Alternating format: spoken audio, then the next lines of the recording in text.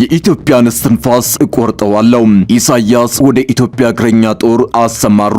ይህ ከባድ መዘዝ ያለው አደገኛ ውሳኔ ነው። ኢሳያስ የኢትዮጵያን እስትንፋስ እቆርጠዋለሁ ሲሉ ዝተዋል። ተጨማሪ እግረኛ ጦራቸውንም ወደ ኢትዮጵያ ዘልቀው አስገብተዋል።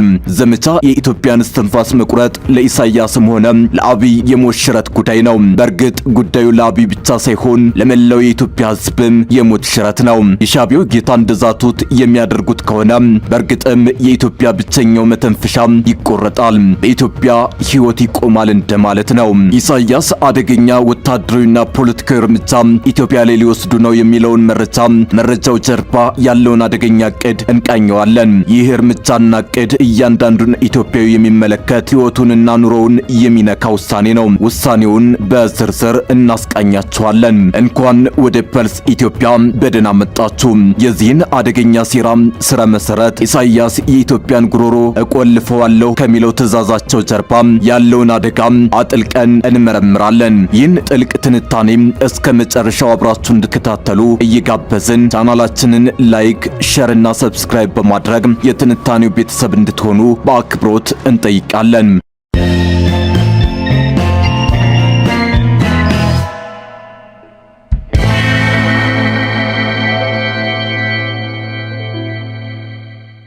በሻቢያ ግትር አቋምና በብልጽግና ወላዋይ ዲፕሎማሲ የተነሳ ዳግማዊ ኢትዮ ኤርትራ ጦርነት ሊቀሰቀስ ከጫፍ የደረሰበት ሰዓት ላይ እንገኛለን። አስመራም ግንባር ትሆናለች የሚለው የጄኔራል ባጫ ደበሌ ኃይለ ቃል ያስደነገጣቸው ያድሃሉ ጌቶች ሳንቀደም መቅደም አለብን፣ የኢትዮጵያን እስትንፋስ መቆለፍ አለብን እያሉ ነው። ለዚህም ለህወሓት ኃይሎች ልዩ ስምሪት መስጠታቸው ተረጋግጧል። ኢትዮጵያ ከተላላኪው ይልቅ ላኪው ላይ ትኩረት ማድረጓን ተከትሎ በአዳሉ ቤተ መንግስት ተረምሱ ቀጥሏል። የጄኔራል ባጫ አስመራን የጦር ግንባር ትሆናለች የሚለው ኃይለ ቃል ለሻቢያ የማንቂያ ደውል ሆኗል። ከዚህ የጄኔራል ባጫ ንግግር በኋላ ኢሳያስ አፈወርቂ ለህወሓት ጥብቅ ትዕዛዝ መስጠታቸው ታውቋል። ሻቢያ አይኑን ራያ ግንባር ላይ እንዳነጣጠረ ነው። በዚህ ግንባር ለህወሓት ትዕዛዝ የሰጠ ሲሆን ትዕዛዙ በአስቸኳይ እንዲፈጸምም አዟል። ይህ ትዕዛዝ የፋኖ ሚሊሻዎችና ህወሓት በጋራ በመሆን በአጭር ቀናት ውስጥ የኢትዮ ጅቡቲን መንገድ እንዲቆርጡ ነው።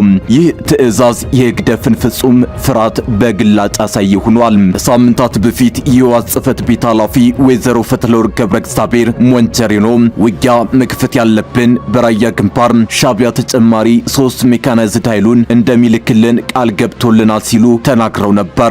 በወቅቱ ታዲያ እንደ ጄኔራል ጸጋይ ማርከስ ያሉ ወታደራዊ አመራሮች የሞንቸሪኖን ንግግር በመተቸት ኃይል በደንብ ሳናጠናክር ሻቢያን ብቻ ተማምነን እንዴት ውጊያን ከፍታለን የሚል ጥያቄ ያነሱ ሲሆን ሰሚ ግን አላገኙም። ሻቢያ የአሰቡን ግንባር ውጥረት ወደ ራያ በማዞር የኢትዮጵያን መንግስት ለማስጨነቅ እየጣረ ሲሆን የጥረቱ ፍሬ እንዲያፈራ ደግሞ ለህወሓትና ፋኖ ኢትዮ ጅቡቲን መስመር እንዲቆርጡ አዟል። የኢትዮ ጅቡቲ መስመር ማለት ለኢትዮጵያ የእስትንፋስ ያህል እጅግ የሚያስፈልግ ነው። ራያ አካባቢ የሚቀሰቀስ ጦርነት ከሻቢያ ፍላጎትና ከኢትዮ ጅቡቲ የንግድ መስመር ደህንነት ጋር ስላለው ቁርኝት ፖለቲካና የውትድርና ተንታኞች የተለያዩ እይታዎችን ያነሳሉ።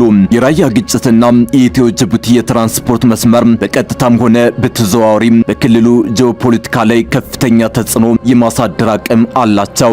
ራያ በተለይም ራያ አላማጣና አካባቢው ከሰሜን አፋር ጋር በቀጥታ ይዋሰናል። በአፋር በኩል ደግሞ የኢትዮጵያን የውጭ ንግድ ከ90% በላይ የሚያስተናግደው ዋናው የኢትዮ ጅቡቲ የየብስና የባቡር ትራንስፖርት መስመር ያልፋል።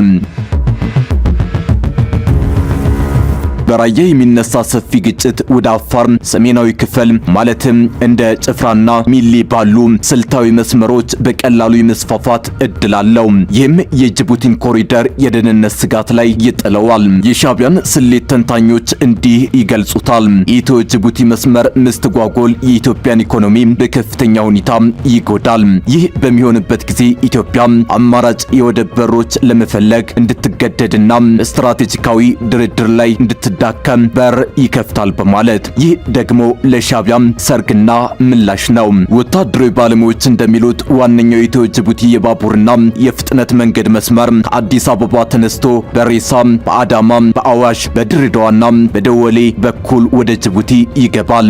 ይህ መስመር ከራያ በራቀ ርቀት ላይ ማለትም በስተደቡብ ምስራቅ የሚገኝ በመሆኑ በቀጥታ ወታደራዊ ጥቃት ለመቁረጥ አስቸጋሪ ነው። ነገር ግን ከኮምቦልቻ ወልዲያ ተነስቶ በአፋር ሚሊ በኩል ወደ ጅቡቲ የሚወስደው ሁለተኛው መስመር ለራያ ግጭት ቅርብ በመሆኑ በዚህ በኩል የሚደረገውን እንቅስቃሴ በቀላሉ ለማወክ ይመቻል ይላሉ።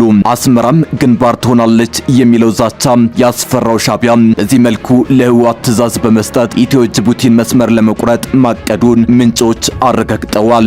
የኢትዮ ጅቡቲ የትራንስፖርትና የኢኮኖሚ መስመር ለኢትዮጵያው ገዢ ፓርቲ ብልጽግናና ኤርትራው መንግስት ሻዕቢያ ያለው ወታደራዊና ፖለቲካዊ ጠቀሜታ ፍጹም የተቃራኒና እርስ በርሱ የሚጋጭ የጂኦፖለቲካ ፍላጎትን ያንጸባርቃል። ይህ መስመር ለብልጽግና የህልውናና የስልጣን ማቆያ ምሰሶ ሲሆን ለሻዕቢያው ደግሞ በኢትዮጵያ ላይ ተጽዕኖ ማሳደሪያና ፖለቲካዊ ጫና መፍጠሪያ ስልታዊ መሳሪያ ነው። ለብልጽግና መንግስት የጅቡቲ መስመር ክፍት መሆን መደበኛ የንግድ መስመር ከመሆን ባለፈ የመንግስትን የፖለቲካና የውትድርና የበላይነት ለመወሰን ወሳኝ ሚና አለው።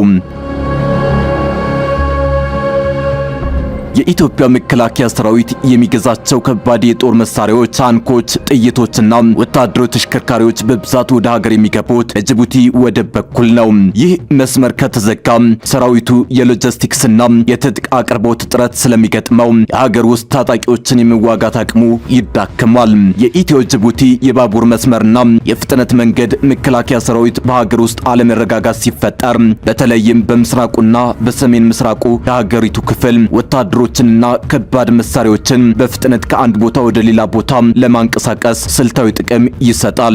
እንደ አዲስ አበባ ያሉ ትልልቅ ከተሞች የዕለት ተዕለት ፍጆታዎች ማለትም ስንዴ፣ ዘይት፣ መድኃኒትና ነዳጅ ሙሉ በሙሉ በዚህ መስመር ላይ የተንጠለጠሉ ናቸው። መስመሩ ከተቋረጠ የሚፈጠረው የኑሮ ውድነትና የእቃዎች እጥረት ህዝባዊ አመጽ በማስነሳት ብልጽግናን የፖለቲካ ስልጣን አደጋ ላይ ይጥለዋል።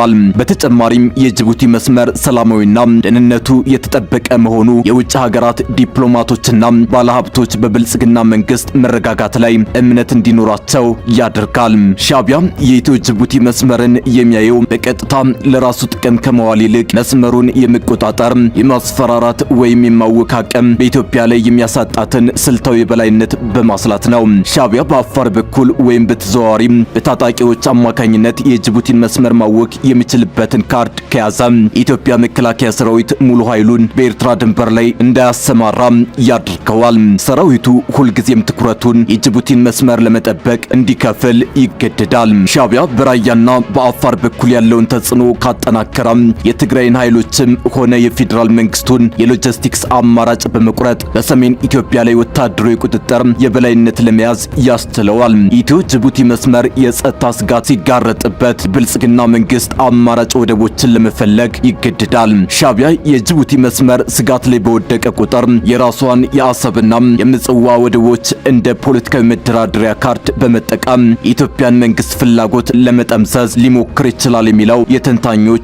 ግምት ነው። በተጨማሪም የብልጽግና መንግስት በአፍሪካ ቀንድ ጠንካራ የፖለቲካና የኢኮኖሚ ኃይል ሆኖ እንዳይወጣ ይልቁንም በሀገር ውስጥና በሎጂስቲክስ ቀውስ ተጠምዶ እንዲኖር ማድረግ የሻዕቢያ የረጅም ጊዜ የፖለቲካ ስትራቴጂ ነው። እዚህ ጋር ሌላው በዋናነት የሚጠቀሰው የአብይና ኢሳያስ የቀጠናው አባወራ ለመሆን የሚያደርጉት ጥረት ነው። በጠቅላይ ሚኒስትር አብይ አህመድና በፕሬዝዳንት ኢሳያስ አፈወርቂ መካከል ያለው ግንኙነት ከ2018ቱ ታሪካዊ ሰላም ስምምነትና የኖቤል ሽልማት ተነስቶ በአሁኑ ወቅት ወደ ቀጠናው የበላይነት ፉክክር ተቀይሯል። ይህ ፉክክር የአፍሪካ ቀንድን የፖለቲካና የደህንነት ምህዳር በከፍተኛ ሁኔታ እየቀየረው ይገኛል። ጠቅላይ ሚኒስትር አብይ አህመድ ኢትዮጵያን በህዝብ ብዛቷ፣ በአፍሪካ በኢኮኖሚ አቅሟና በታሪካዊ ስፍራዋ የአፍሪካ ቀንድን ብርትና መሪ የማድረግ ፍላጎት አላቸው። መደመርና የቀጠናዊ ውህደት ፖሊሲያቸው ኢትዮጵያን ማዕከል ያደረገ ሲሆን የባህር በር የማግኘት ስልታዊ ግባቸው የዚሁ የኃይል ሚዛን የበላይነት መገለጫ ነው። በአንጻሩ ፕሬዝዳንት ኢሳያስ ኢሳያስ ኤርትራ በህዝብም ሆነ በኢኮኖሚ አነስተኛ ብትሆንም በስትራቴጂካዊ አቀማመጧና ወታደራዊ ጥንካሬዋ የአፍሪካ ቀንድ የደህንነት ቁልፍና የፖለቲካ አስተዋዋቂ እንድትሆን ይፈልጋሉ። በኢትዮጵያ ውስጥ የሚፈጠሩ የሀገር ውስጥ ኃይሎችን ሚዛን በመጠበቅ ወይም በማዳከም ኤርትራን ሁልጊዜም ወሳኝ ተዋናይ አድርጎ ማቆየት ዋነኛ ስልታቸው ነው። በህወሓትና በኢትዮጵያ መንግስት መካከል የተደረገው የሰላም ስምምነት የሁለቱ መሪዎች ጥምረት እንዲበጠስ ዋነኛ ምክንያት ነው። ሻዕቢያ ህወሓት ሙሉ በሙሉ እንዲጠፋ ይፈልግ የነበረ ሲሆን ብልጽግና መንግስት ግን በሰላም ስምምነት ለፖለቲካው እንዲመለስ ማድረጉ በኢሳያስ ዘንድ እንደ ክህደት ተቆጥሯል። አብይ አህመድ መንግስት የባህር በር የህልውና ጉዳይ ነው በማለት የቀይ ባህርን ጉዳይ አጀንዳ ማድረጉ በኤርትራ ዘንድ ከፍተኛ የሉዓላዊነት ስጋት ፈጥሯል። ይህ አቋም ኢሳያስ አፈወርቂ የኢትዮጵያን ቀጠናዊ ምኞት ለመግታት አዳዲስ ግንባሮችን እንዲፈልጉ አስገድዷቸዋል። ይህ ፉክክር በአሁኑ ወቅት የአፍሪካ ቀንድን በሁለት ጎራ ከፍሎታል። ሁለቱም መሪዎች የራሳቸውን የኃይል ግንባር ፈጥረዋል። ፉክክሩ በዲፕሎማሲ ብቻ የተገደበ ሳይሆን በኢትዮጵያ የሀገር ውስጥ ፖለቲካ ላይም ተጽዕኖ አለው። የፖለቲካ ተንታኞች እንደሚጠቁሙት ሻዕቢያ በአማራ ክልል ከብልጽግና መንግስት ጋር የሚዋጉትን የፋኖ ታጣቂዎችን በተዘዋዋሪ ወይም በቀጥታ በመደገፍ የአብይ አህመድን መንግስት በሀገር ውስጥ ቀውስ ተጠምዶ እንዲቆይና ትኩረቱ እንዲከፋፈል እያደረገ ነው። በሌላ በኩል የብልጽግና መንግስት ከህወሓት ጋር ያለውን ግንኙነት በማጠናከር በኤርትራ ድንበር አካባቢ ያለውን ወታደራዊ ሚዛን ለራሱ ጥቅም ለማዋል እየሞከረ ይገኛል። በአብይና ኢሳያስ መካከል ያለው ፉክክር የግላዊ ፉክክር ሳይሆን የሁለት ስልታዊ አስተሳሰቦች ግጭት ነው። አብይ አህመድ ኢትዮጵያን የቀጠናው ታላቅ ኢኮኖሚና የባህር ኃይል ለማድረግ ሲመኙ፣ ኢሳያስ አፈወርቂ ደግሞ የኢትዮጵያ መላቅ የኤርትራን ህልውና አደጋ ላይ ይጥላል በሚል ስጋት ኢትዮጵያን በውስጥ ቀውስና በውጭ ዲፕሎማሲያዊ ከበባ የመገደብ ስራ እየሰሩ ነው። ይህ ፉክክር በቀጣይ በአፍሪካ ቀንድ ለሚታዩ ማናቸውም ወታደራዊና ፖለቲካዊ ለውጦች ዋናው አንቀሳቃሽ ሞተር ሆኖ ይቀጥላል።